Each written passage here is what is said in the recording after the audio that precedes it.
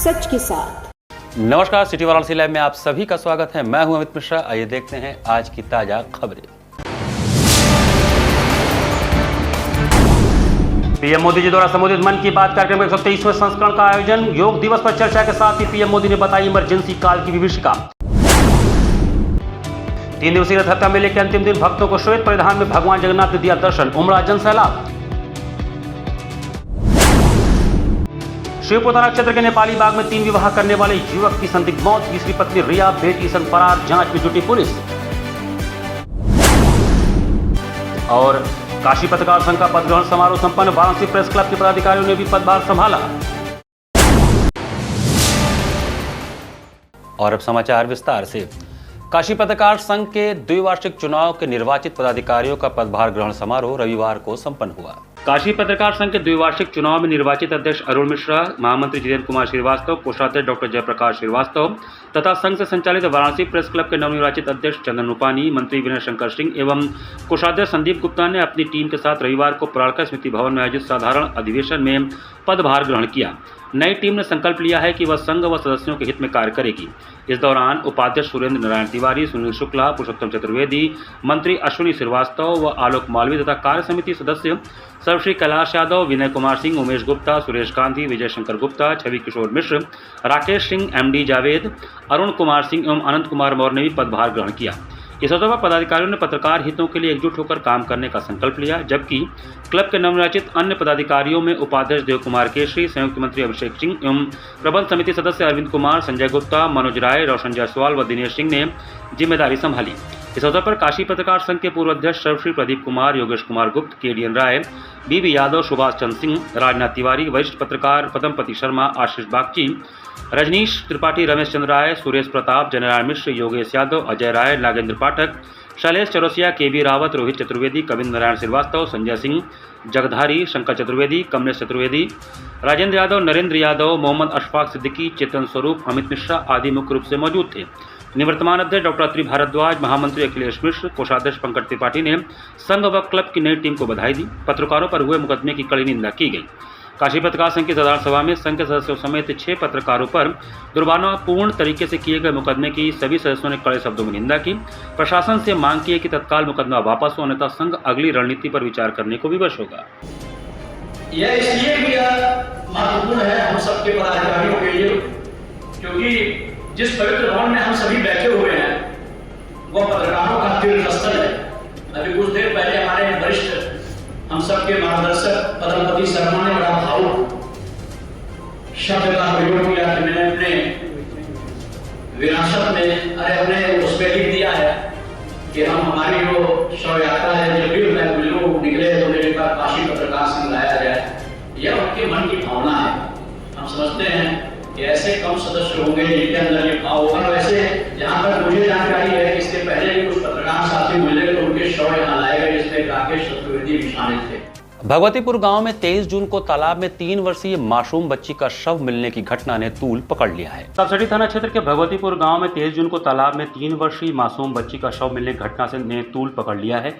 शुक्रवार को बड़ी संख्या में ग्रामीण जिला मुख्यालय पहुंचे और पुलिस की कार्रवाई पर नाराजगी जताते हुए पुलिस आयुक्त को ज्ञापन सौंपा। ग्रामीणों ने आरोप लगाया कि घटना के बाद पुलिस गांव के कई निर्दोष लोगों को पूछताछ के नाम पर थाने ले जा रही है और वहां उनके साथ मारपीट और अमानवीय व्यवहार किया जा रहा है। ग्रामीणों का कहना है कि मासूम की मौत का गम अभी ताजा है। वहीं दूसरी ओर पुलिस का रवैया गाँव वालों को परेशान कर रहा है। उन्होंने बताया कि अब तक दर्जनों ग्रामीणों को थाने बुलाकर पूछताछ की गई है, लेकिन इस दौरान उन्हें प्रताड़ित भी किया गया, जिससे गांव में भय और असंतोष का माहौल है। ग्रामीणों का आरोप है कि पुलिस की असली दोषियों की तलाश करने के बजाय पूरे गांव को शक की निगाह से देख रही है, जिससे निर्दोष लोग परेशान हो रहे हैं। महिलाओं ने भी पुलिस की कार्यशैली पर सवाल उठाते हुए कहा कि बिना सबूत के किसी को पकड़कर मारना पीटना न केवल गलत है, बल्कि यह न्याय की भावना के खिलाफ भी है।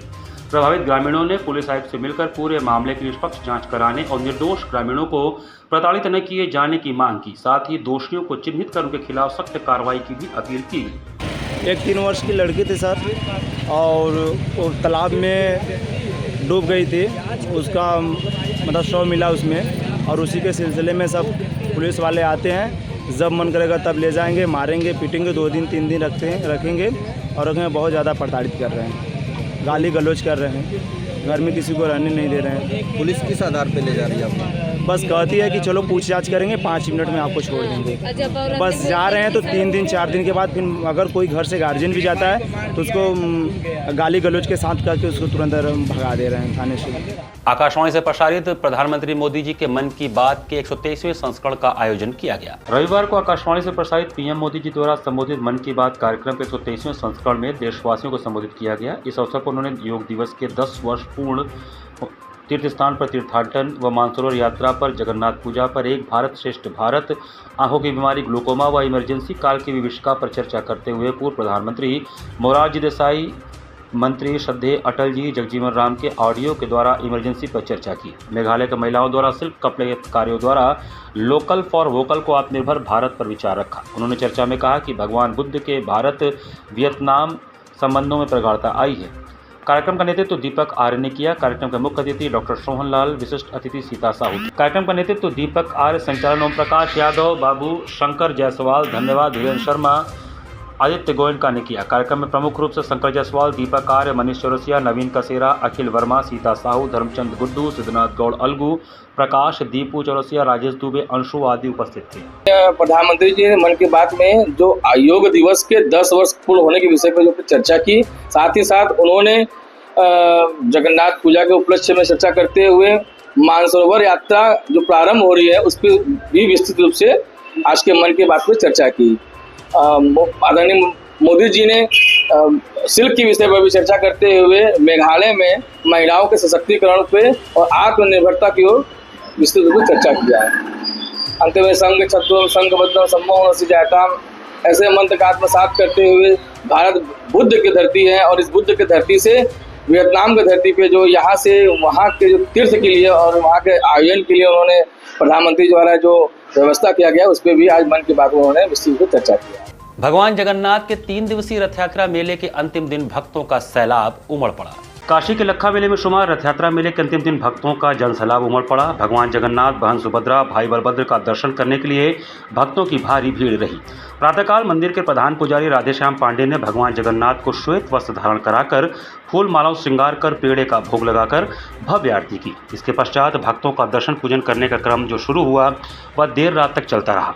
हाथों में तुलसी की माला एवं नानखटाई का प्रसाद लिए भक्त नाथों के नाथ भगवान जगन्नाथ से भगवान के दर्शन पूजन कर सुख समृद्धि कामना कर रहे थे। जय जगन्नाथ की जय घोष से पूरा मेला क्षेत्र गूंज रहा था।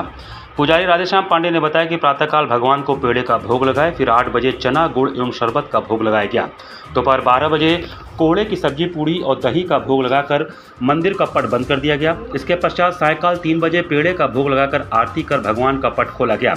इसके बाद रात 8 बजे भगवान को फिर से पेड़े का भोग लगाकर आरती की गई और रात को 12 बजे शयन आरती कर मंदिर का पट बंद कर दिया गया। सचिव शैलेश त्रिपाठी ने कहा कि आज भगवान का सफेद वस्त्र से श्रृंगार कर आरती पूजन किया गया और परंपरा के अनुसार भगवान को भोग प्रसाद एवं आरती की गई। मेले के तीसरे और अंतिम दिन कांग्रेस के प्रदेश अध्यक्ष, प्रदेश के पूर्व मंत्री एवं पूर्व विधायक अजय राय दर्शन पूजन करने के लिए रथ यात्रा पहुंचे। उन्होंने विधि विधान से भगवान जगन्नाथ का दर्शन पूजन करा और रथ को खींचा। मेले के अंतिम दिन दर्शन पूजन करने के लिए भक्तों की भारी भीड़ रही। देर रात तक भक्तों ने भगवान जगन्नाथ का दर्शन किया। इस अवसर पर ट्रस्ट श्री जगन्नाथ जी के मुख्य न्यासी दीपक शाहपुरी, आलोक शाहपुरी, ट्रस्ट के अध्यक्ष पूर्व MLC ब्रजेश सिंह, न्यासी सुमित राय, उत्कर्ष श्रीवास्तव, आयोजन समिति के हरीश वालिया, डॉक्टर कमलेश तिवारी, डॉक्टर शिशिर मालवी, ज्ञानेश्वर जायसवाल, नवीन श्रीवास्तव, रामेश मिश्र, आशु त्रिपाठी, अमित त्रिपाठी, हिमांशु राय, दिलीप मिश्रा, यज्ञ नारायण मिश्रा सहित काफ़ी संख्या में श्रद्धालु उपस्थित थे। भगवान की आराधना करते हैं और रथ को खींचने का सौभाग्य प्राप्त होता है। मैं 35 सालों से लगातार यहाँ आ रहा हूँ और भगवान का आशीर्वाद हम सबको मिलता है। क्या कहना चाहेंगे आप लोगों को? नहीं, निश्चित तौर से हम कहना चाहेंगे भगवान जगन्नाथ जी का आशीर्वाद सब लोग लें। ये करीब 200 साल से ऊपर की परंपरा है काशी की।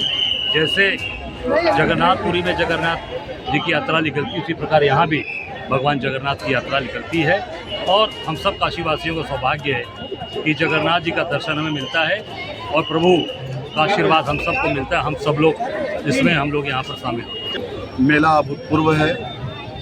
काफ़ी बड़ी संख्या में श्रद्धालु आ रहे हैं, दर्शन कर रहे हैं प्रभु का।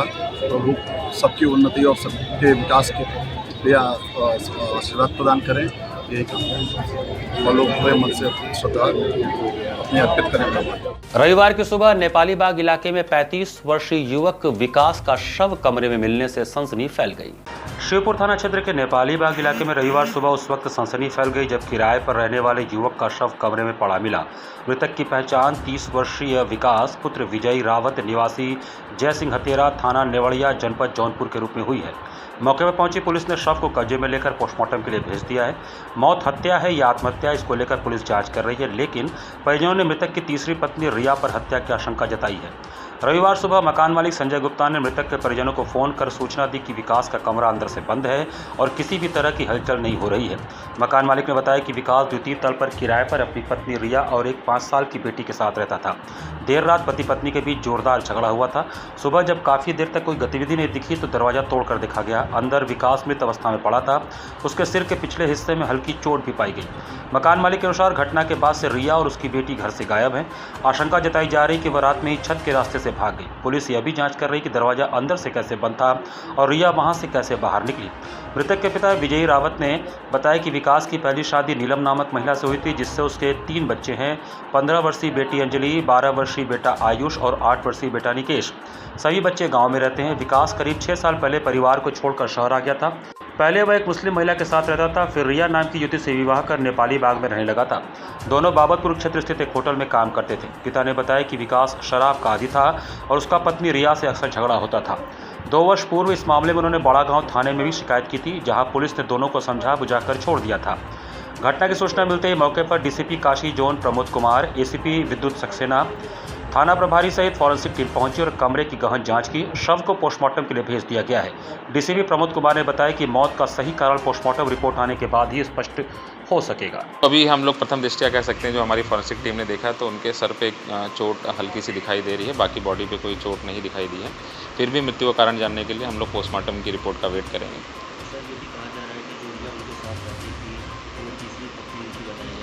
हाँ, इसके बारे में जानकारी की जा रही है। अभी जो प्रथम पत्नी है, वो जो 3 बच्चे हैं, वो तो हम लोग के संपर्क में है। जो दूसरी पत्नी जो तथाकथित बता रहे हैं, वो अभी हम लोगों को नहीं पता चला है। और जो ये रिया है, वो तीसरी महिला है जिनके साथ ये रहते थे, किराए पे यहाँ पे रहते थे। इसके बारे में जानकारी की जा रही है। जो अभी जो सूचना हमें जो अभी हम लोगों ने संकलित करी कि ये जो रिया नाम की जो महिला है, वो बिहार की रहने वाली है और इनके साथ में रहती थी। अब इनसे शादी हुई थी नहीं हुई थी, इसके बारे में हम लोग डिटेल जानकारी कर रहे हैं। यहाँ पर वक्त चला छोटे से ब्रेक का। बने रहिए सिटी वाराणसी लाइव के साथ। वाराणसी लाइव, सच के साथ। Facilities of Navneeta Kuwar Public School, quality education, well qualified faculty, dance, vocal, instrumental music, robotics, art and craft, skating, karate classes, indoor and outdoor activities, use playground for kindergarten and various types of games, math, physics, biology, chemistry lab and smart library, well maintained computer lab and classes, highly secure and GPS track convince facilities, educational based activities using technique tools and interesting methods for students. Navneeta Kuwar Public Schools, Swahi near BHU Hyderabad Gate, Varanasi. Mobile number 7311128462. Navneeta Kuwar Public School.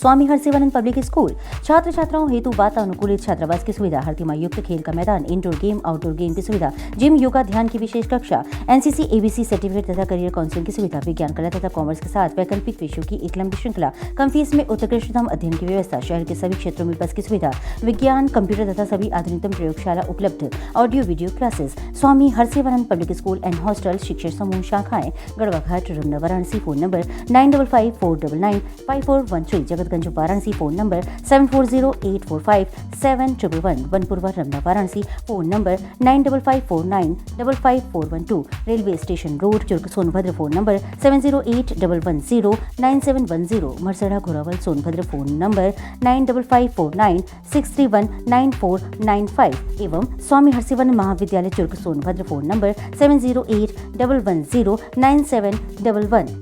Varanasi live, सच के साथ। Break के बाद आपका स्वागत है। मणिकर्णिका तीर्थ व चक्र पुष्करणी कुंड पर नमामि गंगे व वेद पाठी बटुकों ने स्वच्छता अभियान चलाया। काशी खंड के अनुसार गंगा अवतरण से पहले अस्तित्व वाले विष्णु अनादि मणिकर्णिका तीर्थ व चक्र पुष्करणी कुंड पर नमामि गंगे ने योगी वेद विज्ञान अध्ययन पीठ के वेद पाठी बटुकों के साथ रविवार को स्वच्छता अभियान चलाया। रथ यात्रा के अंतिम दिन श्री हरि भगवान विष्णु के अनादि तीर्थ पर भूगर्भ जल के दिव्य स्रोत, कुंडों और सरोवरों के संरक्षण की कामना से चारों धाम के पुण्य का लाभ प्रदान करने वाले चक्र पुष्करणी कुंड की आरती उतारी।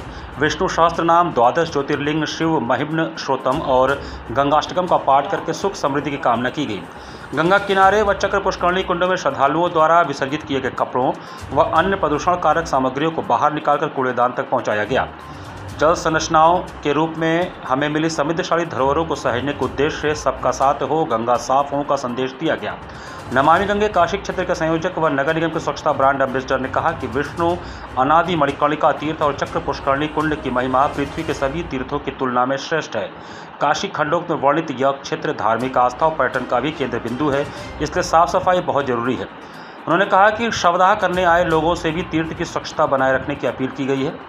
काशी खंड के अनुसार गंगा अवतरण से पहले इसका अस्तित्व है। भगवान विष्णु ने भोलेनाथ को प्रसन्न करने के लिए यहाँ हजारों वर्ष तपस्या किया था। भोलेनाथ और देवी पार्वती के स्नान के लिए उन्होंने कुंड को अपने सुदर्शन चक्र से स्थापित किया था।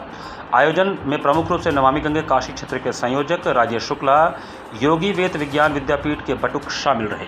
विष्णु सहस्त्र नाम, 12 ज्योतिर्लिंग, गंगाष्टकम और गणेश जी को पूजा है और यह कामना से पूजा है कि हमारा भारत निरंतर सुख और समृद्धि की ओर अग्रसर होता रहे।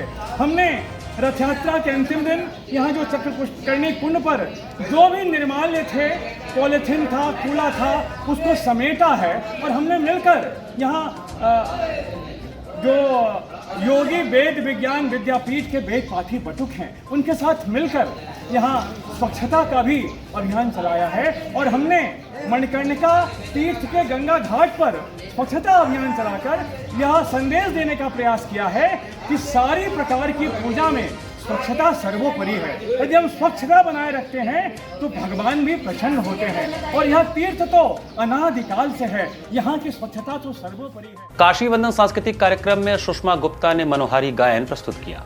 शनिवार को जिला प्रशासन वाराणसी और मंडलायुक्त एस राजलिंगम के पहल पर आयोजित होने वाले सांस्कृतिक संध्या कार्यक्रम में वाराणसी की सुषमा गुप्ता के गायन का कार्यक्रम आयोजित हुआ।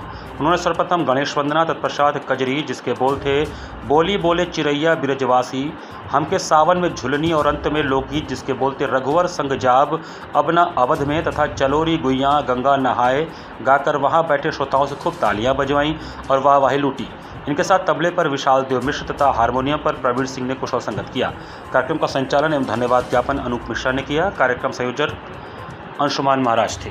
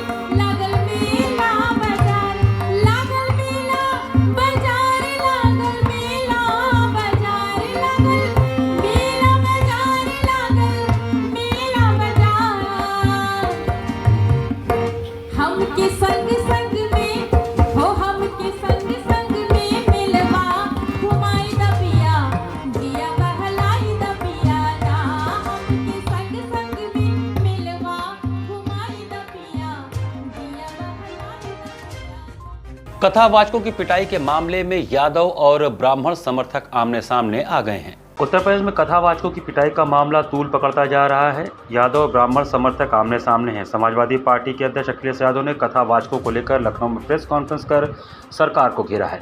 वाराणसी सुंदरपुर स्थित आवास पर समाजसेवी मिथिलेश दुबे सोनू बाबा ने अपने आवास पर एक पत्रकार वार्ता का आयोजन कर बताया कि इस समय जो ब्राह्मण और यादव के बीच में वैमनस्यता डालने का माहौल बनाया जा रहा है, यह अत्यंत निंदनीय है। जानकारी मिली कि इटावा में कथावाचकों द्वारा पहले तो अपनी जाति छुपाकर ब्राह्मण परिचय पर कथावाचन किया जा रहा था, जिसकी जानकारी होने पर कथावाचकों को ग्रामीणों द्वारा दंडित किया गया। इस पर सपा के राष्ट्रीय अध्यक्ष अखिलेश यादव द्वारा केवल एक पक्ष को बुलाकर प्रेस कॉन्फ्रेंस करना जातिवादिता और राजनीति की तरफ संकेत करता है। अखिलेश यादव जी उत्तर प्रदेश के पूर्व मुख्यमंत्री हैं और इस विवाद में वह दोनों पक्षों को बुलाकर विवाद का कारण जानते और सलाह करवाते तो ज़्यादा अच्छा होता। केवल एक पक्ष को बुलाकर पक्ष की बात सुनना जातिवादी हिंसा को बढ़ाने का एक कारण हो सकता है। अभी इटावा में कुछ दिन पहले आप लोगों के सामने ध्यान होगा कि आया था दो कथावाचकों की जो कहानी। कथावाचक ने महिला है चाहे कोई भी पुरुष होगा, ऑनलाइन का जमाना चल रहा है, जिससे ऑनलाइन होने पे सभी लोग जो है कहीं ना कहीं देखते हैं कि कौन अच्छा है कौन बुरा है, उसको बुला लें। कथावाचक का अच्छा लगा डीपी, एक महिला जो है उन्होंने ऑनलाइन उनको बुक कर लिया और कथा करने के लिए बुलाया। उन्होंने अपनी जाति छिपा के, धर्म छिपा के, उन्होंने जो है एक ब्राह्मण का रूप डाल करके, जब उनका आधार कार्ड उनके जेब से मिला तो पता चला कि वह ब्राह्मण नहीं है, अन्य बिरादरी के हैं। तो वहाँ पे बैठी जनता उकसासित होती है। उन्होंने कुछ ऐसा किया कि जिससे उन्हें समस्याएं झेलना पड़ी, तो उन्होंने अपनी जात छिपाई। मैं माननीय पूर्व मुख्यमंत्री, माननीय राष्ट्रीय अध्यक्ष श्री अखिलेश यादव जी से कहना चाहता हूँ कि उन्हें ये राजनीति करने का मौका नहीं था। उन्हें दोनों धर्म के लोगों को बुलाना चाहिए। कथावाचक जिसके यहाँ हुआ, जिसे कथा जिसने कहा, दोनों को बुला के पूछना चाहिए या सम्मान देना चाहिए। उन्होंने एक गलत संदेश दिया, उत्तर प्रदेश ही नहीं पूरे भारत में दिया, जिससे कि हमारी मतलब सरकार के ऊपर आँच आया और लोगों को अजीब सी एक दुनिया के खेल में होने लगे कि एक जातिवाद सूचक उन्होंने दिया कि ब्राह्मण बनाम यादव का, जो कि ब्राह्मण बनाम यादव नहीं। ब्राह्मण का कर्म है पूजा पाठ करना, ब्राह्मण करता है, यादव भी करे, यादव को पढ़ा लिखा है, शिक्षित है, वो करे, उसको ज्ञान। श्री काशी मोक्षदायिनी सेवा समिति द्वारा शव रखने के डीप फ्रीजर मशीन का शुभारंभ किया गया। श्री काशी मोक्षदायिनी सेवा समिति द्वारा काशी शव वाहन चलाया जा रहा है। रविवार को सेवा के इसी क्रम में एक नया डीप फ्रीजर शव रखने की मशीन का शुभारंभ केशव जलान द्वारा किया गया। इस डीप फ्रीजर मशीन में शव को 3 से 4 दिन तक रखने की क्षमता है। यह सेवा काशी के लोगों को निःशुल्क प्रदान किया जाएगा। इस दौरान प्रमुख रूप से केशव जलान, निधि देव अग्रवाल, केशव सहित समिति के कई लोग उपस्थित रहे। रोटरी डिस्ट्रिक्ट 3120 के वार्षिक पुरस्कार समारोह में rotary club of Varanasi north को प्लेटिनम क्लब सम्मान से विभूषित किया गया। Rotary club of Varanasi north को रोटरी डिस्ट्रिक्ट 3120 के वार्षिक पुरस्कार समारोह में प्लेटिनम क्लब के सम्मान से विभूषित किया गया। यह पुरस्कार क्लब द्वारा वर्ष भर किए गए उल्लेखनीय सामाजिक कार्यों की सराहना स्वरूप प्रदान किया गया। भव्य कार्यक्रम का आयोजन प्रयागराज में हुआ, जहां डिस्ट्रिक्ट गवर्नर पारितोष बजाज ने क्लब के 15 सदस्यों की उपस्थिति में यह प्रतिष्ठित सम्मान प्रदान किया। इस अवसर पर क्लब के अध्यक्ष नीरज अग्रवाल को प्लेटिनम प्रेसिडेंट तथा सचिव राजेश भार्गव को प्लेटिनम सेक्रेटरी के पुरस्कार से भी सम्मानित किया गया। क्लब को वर्ष भर की उत्कृष्ट सेवाओं के लिए कुल 36 अवार्ड्स प्राप्त हुए, जिससे क्लब की उपलब्धियों को नई पहचान मिली। व्यक्तिगत श्रेणियों में भी क्लब के कई सदस्यों ने पुरस्कार प्राप्त किए। डॉक्टर नीलम गुप्ता को असिस्टेंट गवर्नर के रूप में उत्कृष्ट कार्य के लिए सम्मानित किया गया। अतुल जायसवाल को बेस्ट सार्जेंट एट आर्म्स का पुरस्कार मिला। क्लब के वरिष्ठ सदस्य सुरेश खंडेलवाल को उत्कृष्ट डिस्ट्रिक्ट ऑफिसर के रूप में सम्मानित किया गया। इस कार्यक्रम में क्लब के सदस्य सीए सतीश जैन, आतिश अग्रवाल, रुचि भार्गव, गणेश अग्रवाल, इंद्रसेन सिंह, संजीव बोस, नर्मदानंद दुबे, विजय केशरी, अशोक सुल्तानिया, रोली अग्रवाल, डॉक्टर शिवजी गुप्ता एवं सानवी अग्रवाल उपस्थित रहे। इसी के साथ सिटी वाराणसी लाइव का ये संस्करण हमें ही समाप्त करते हैं। मुझे दीजिए आज्ञा। नमस्कार।